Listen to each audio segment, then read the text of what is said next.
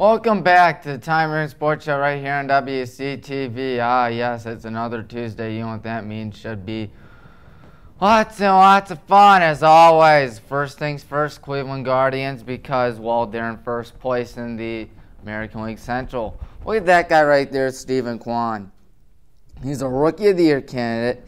He's got more walks than strikeouts. Yeah, that is almost unheard of in today's game of baseball.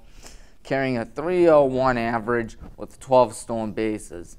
Andres Jimenez leads the Guards in average with .309, a .868 OPS, and 15 stolen bases. Good golly. Looking at the leaderboard when it comes to the stats. Andres is 7th in all of the majors in average. Stephen Kwan is 11th in all of the majors for average. Kwan should be winning Rookie of the Year, but because they like home runs, they're probably going to take Adley or J-Rod over Kwan, which is very unfortunate because, as we all know, very good rookie right there. Jose Ramirez can't sleep on Jose with 125 hits and 23 homers and 99 RBIs, and Ahmed Rosario has 133 hits, 289 average, and a 319 on-base percentage. Tristan McKenzie has been the man lately. He has been all the rage. 9 wins, 138 strikeouts, and .96 whip. Yeah, his whip is still under 1. Cal Quantrill has 9 wins this season, 136 innings and 3.77 ERA. I believe McKenzie's at 3.11 when it comes to the ERA. And Shane Bieber, 8 wins, 144 strikeouts at 1.1 whip. Next things next. A series recaps. The Guardians against the Tigers. That was a split. Jose, 2 RBIs in Game 3. Tito was ejected after Game 3 because of so many bad calls. One bad call after another, seemingly favoring the Tigers that day. And then the Guardians had a big, massive 2-out rally in the 8th inning of Game 4. And it all started when Luke Maile struck out swinging, but thanks to the pass ball, he went down to first, made it. And that was when everything all fell apart for those poor Tigers. I mean, do we feel bad for Tigers? No, we don't. Because the Guards took care of business out there, and that's always a good thing. And Jose hit a 2-run go-ahead double in Game 4. Guardians against the White Sox. The series was split at 1 game. Of course, it should have been maybe 2-1 Cleveland, hopefully. I wish it was 2-1 Cleveland, or yeah, but it didn't happen because, well, the 3rd game got rained out. Stephen Kwan had a game-tying triple in Game 1, which was a pitch well inside. And then Tristan McKenzie, 7 innings, 14 strikeouts in Game 1. Johnny Cueto had 8.2 shutout innings in Game 2. Should have had a complete game shutout, but the Guardians weren't going to have it. This is when things go from bad to worse.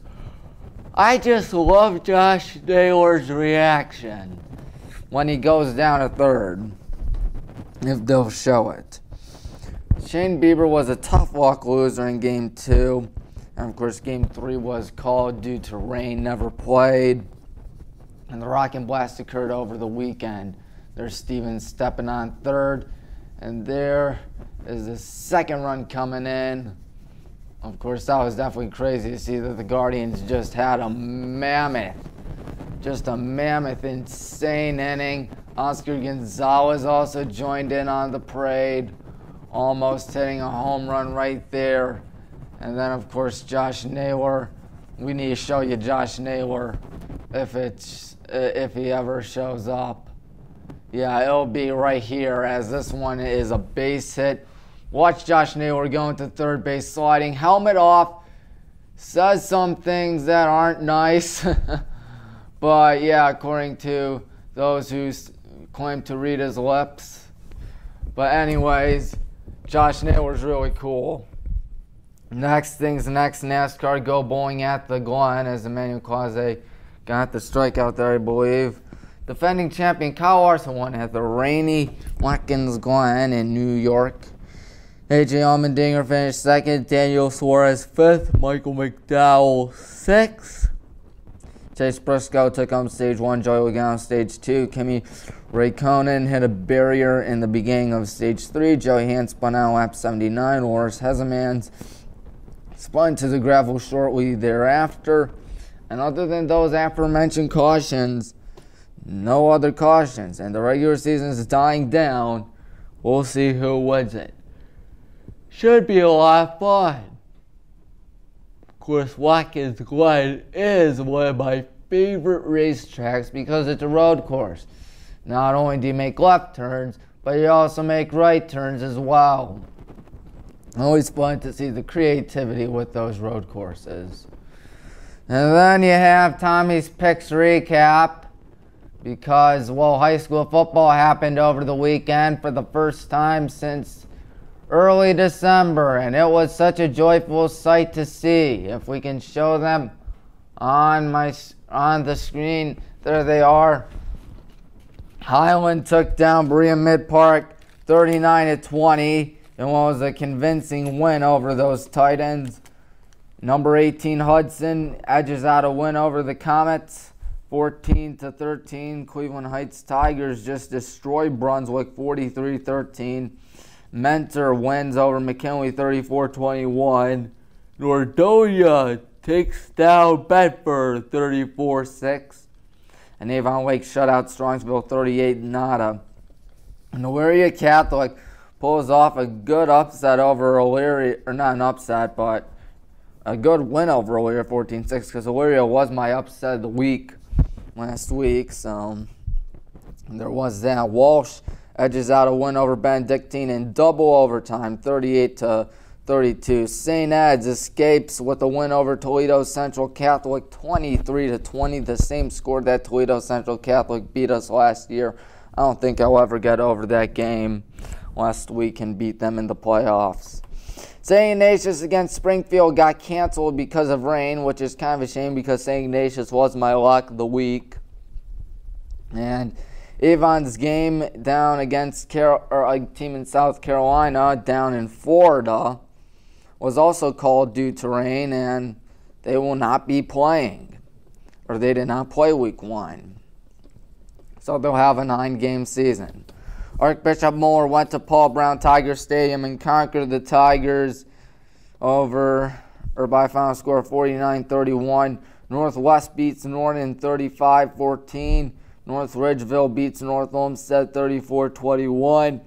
Chardon squeaks out a win against tough Olmsted Falls 14-7. And Kenston beats Chagrin Falls 45-20. How about you guys? You guys went to Sharkey Stadium, 24-7 win over Barberton, including a last-minute pick 6 that basically sealed their fate. Last week recap was not good. 8-7 with 8 points. Not a good start to the season in my opinion. Now, at least that's just my opinion. My lock of the week didn't play due to weather inclement, and Norton and Washington were the two biggest surprises to me. I didn't think they were going to lose. But you know what? There's always next week to recover. And that's why we're going to show you Tommy's Picks right here. I can't believe this is season 3 of Tommy's Picks. And it'll start off right here with high school football. Keep in mind, this is based off my top 25, not Northeast Ohio Zone, not Mayor of Northeast Ohio. These are my top 25 in my humble and honest opinion. St. Ignatius plays Mentor at First Energy Stadium. My pick going to be the Cardinals.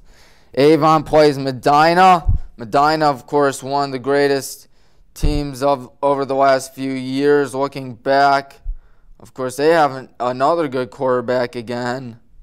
Let me look at where Medina is. Against Solon back in 2020, so they've won 12 straight regular season games. I think it's going to end this week when Avon wins. And then the good guys, number 18, playing home against North Royalton for the taste of Highland. My pick is going to be the Hornets. Going to go 2-0 to start off the season, just like last year. Worcester against Wadsworth. I'm picking Wadsworth. Of course, with my top 25 that you can find on Twitter at Tommy Maroon Sports. A lot of people liked it. However, a guy that's pretty well known here at WCTV, Mike Kovac, did say that he thinks Wadsworth should be in the top 25. And I told him, you know what, if they can win, if they can keep up this pace, I think they can get in the top 25. Maybe they'll find themselves in the top 25 if they beat Worcester. You never know. Still against Barberton.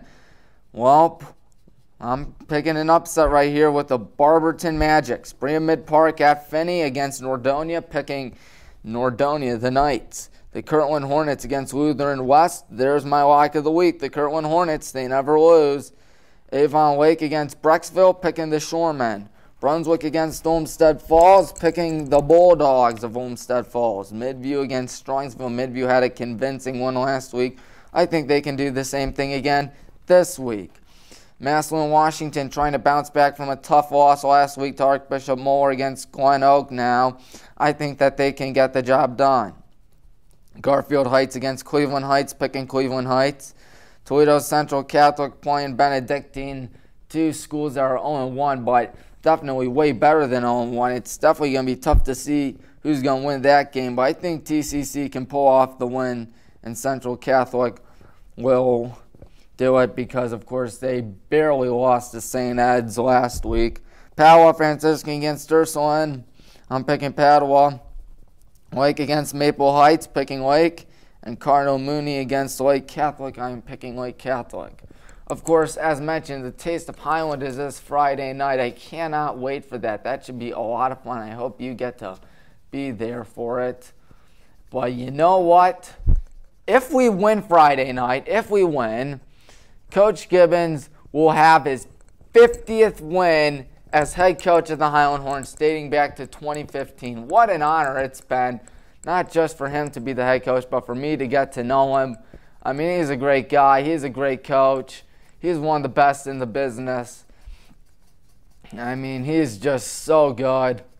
I mean, he had to fill in for his brother-in-law when he took over at Highland when Coach Lombardo went to St. Ed's, and I'm like, how are you going to replace Coach Lombardo? Well, Coach Gibbons, that's how. He fills in the shoes perfectly. He's a perfect fit. No, he's not a perfect fit because his feet are way too big for those shoes, because he is one of the best coaches in Northeast Ohio, and 50 wins would be so great. I think he can get 50 wins for sure. Maybe 100 wins. I wouldn't be surprised if he gets 100. I know he's getting really close to that all-time win list. I don't know what it is for Highland. I wish I did, but oh well. That's it. That's all the time we have left. Next week, Tommy's Picks will feature collegiate picks for D3 and D1. And until then, I'm Tommy Maroon signing off. Goodbye, everyone.